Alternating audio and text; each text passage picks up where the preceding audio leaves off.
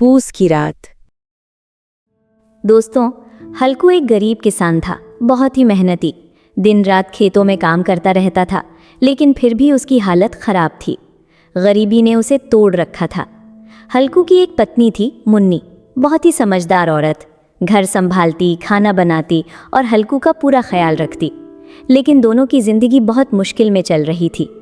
और हाँ, एक था जबरा, हल्कू का कुत्ता, वफादार साथी, जो हल्कू के साथ साथ हर जगह जाता था।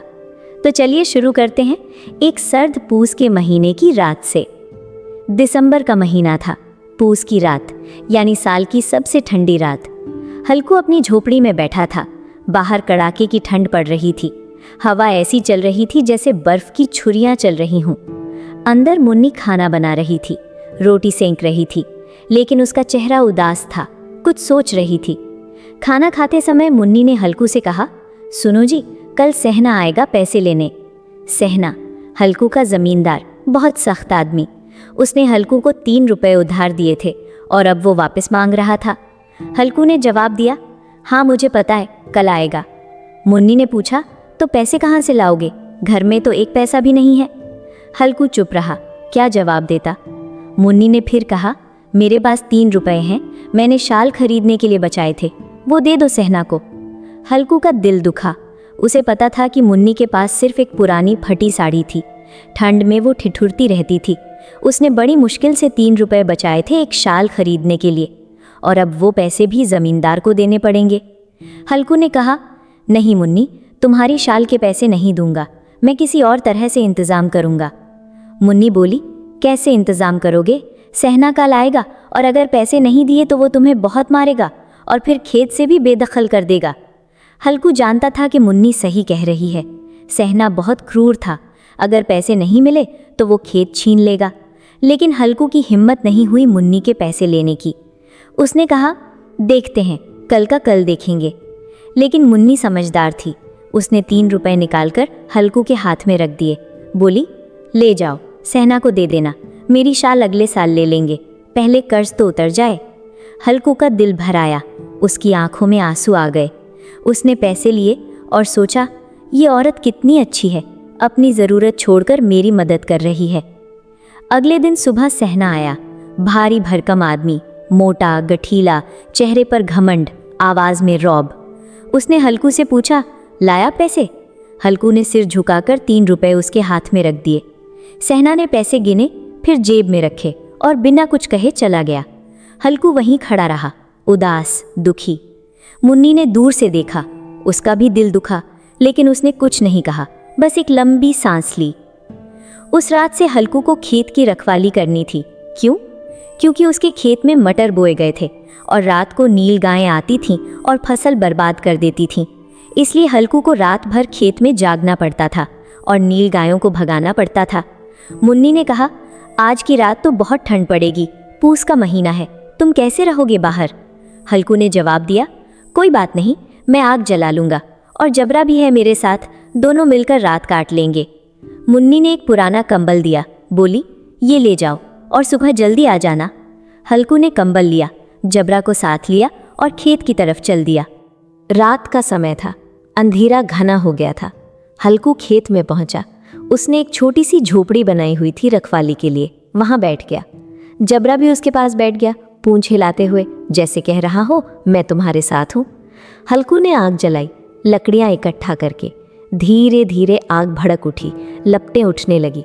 थोड़ी देर के लिए गर्मी मिली, हल्कू ने हाथ सेंके। जबरा भी आग के पास बैठ गया, लेकिन ठंड बहुत तेज थी। हवा ऐसी चल रही थी कि आग बार बार बुझने लगती थी। हल्कू ने कंबल ओढ़ लिया, लेकिन कंबल इतना पुराना और फटा था कि ठंड रोक नहीं पा रहा था। ठंड हड्डियों में घुस रही थी, दांत कटकटा रहे थे, हाथ पैर सुन्न हो रहे थे। हल्कू ने सोचा, काश मुन्नी की शाल के पैसे नहीं देता तो कम से कम एक अच्छा कंबल तो खरीद लेता। लेकिन अब क्या हो सकता था, पैसे तो जा चुके थे। रात धीरे धीरे बढ़ती गई, ठंड और भी बढ़ती गई। हल्कू की आंखें झपकने लगी, नींद आने लगी, लेकिन वो जानता था कि सो नहीं सकता, नहीं तो नीलगाय फसल बर्बाद कर देंगी। उसने जबरा को कहा, जबरा तू भी मत सो, जागते रहना।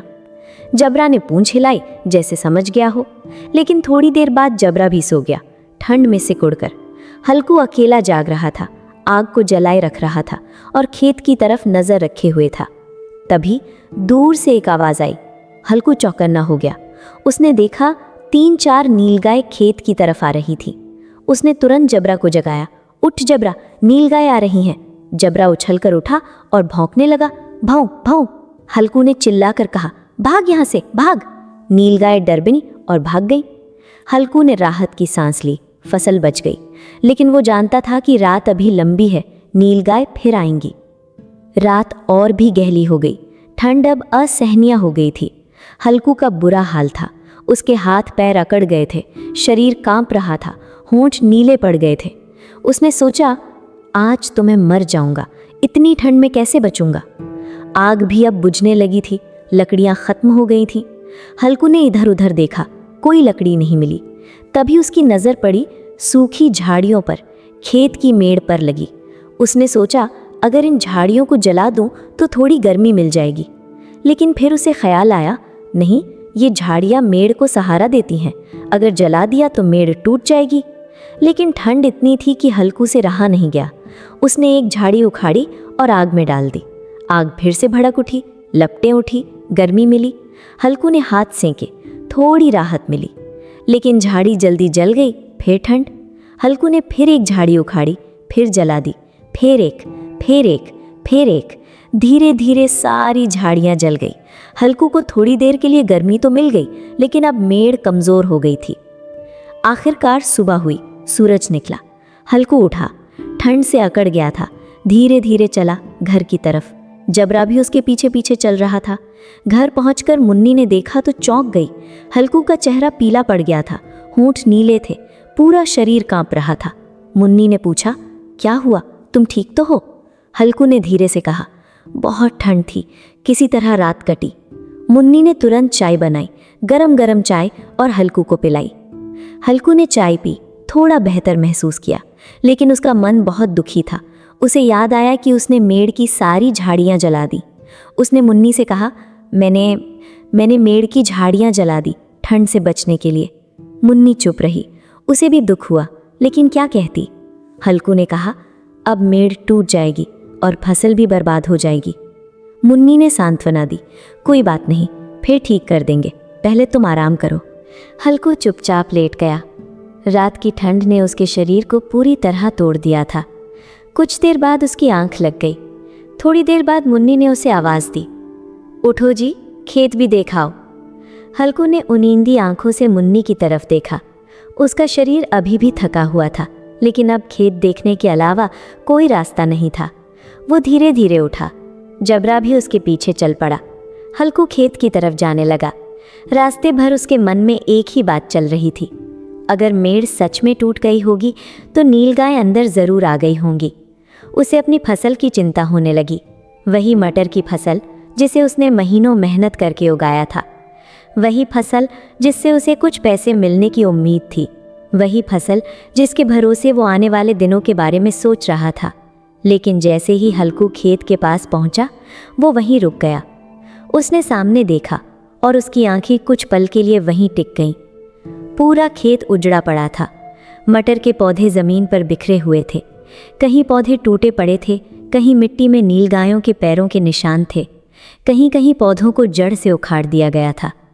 जिस खेत में कुछ समय पहले तक हरियाली दिखाई देती थी, वहाँ अब सिर्फ बर्बादी दिखाई दे रही थी। नीलगायों ने पूरी फसल चौपट कर दी थी। हल्कू कुछ देर तक बिना कुछ बोले खड़ा रहा। उसने पूरे खेत को देखा।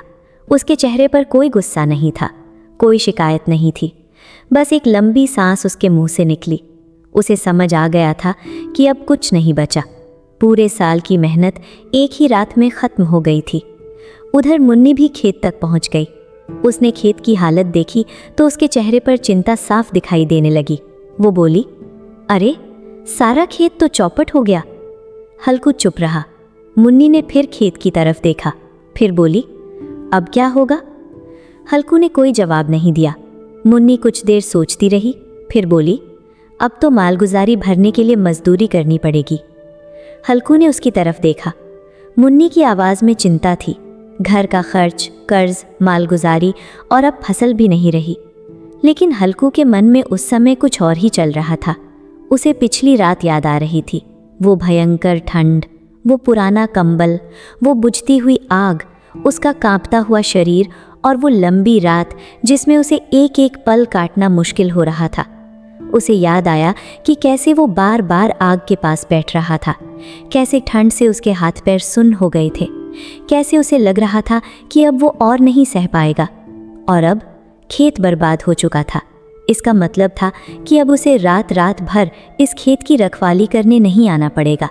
अब उसे ऐसी कड़ाके की ठंड में खुले खेत में बैठकर रात नहीं बितानी पड़ेगी।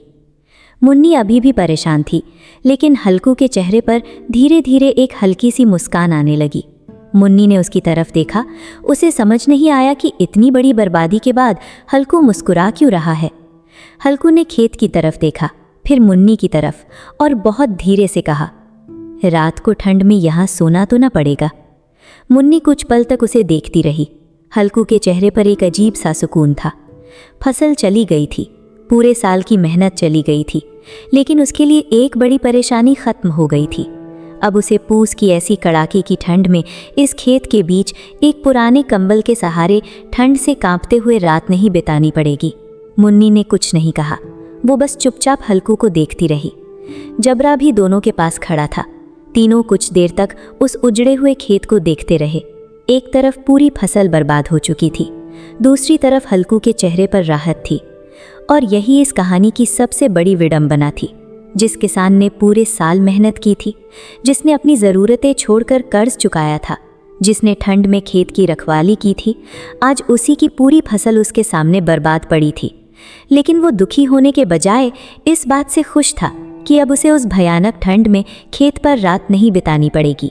गरीबी इंसान को ऐसी हालत में पहुंचा देती है जहां उसकी मेहनत से मिली चीज़ से ज़्यादा ज़रूरी उसकी अपनी ज़िंदगी का एक छोटा सा आराम बन जाता है।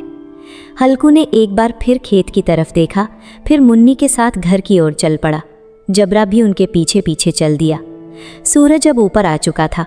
ठंड धीरे धीरे कम हो रही थी, लेकिन हल्कू के मन में उस रात की ठंड की याद अभी भी बाकी थी। वो रात जिसने उसे अंदर तक हिला दिया था।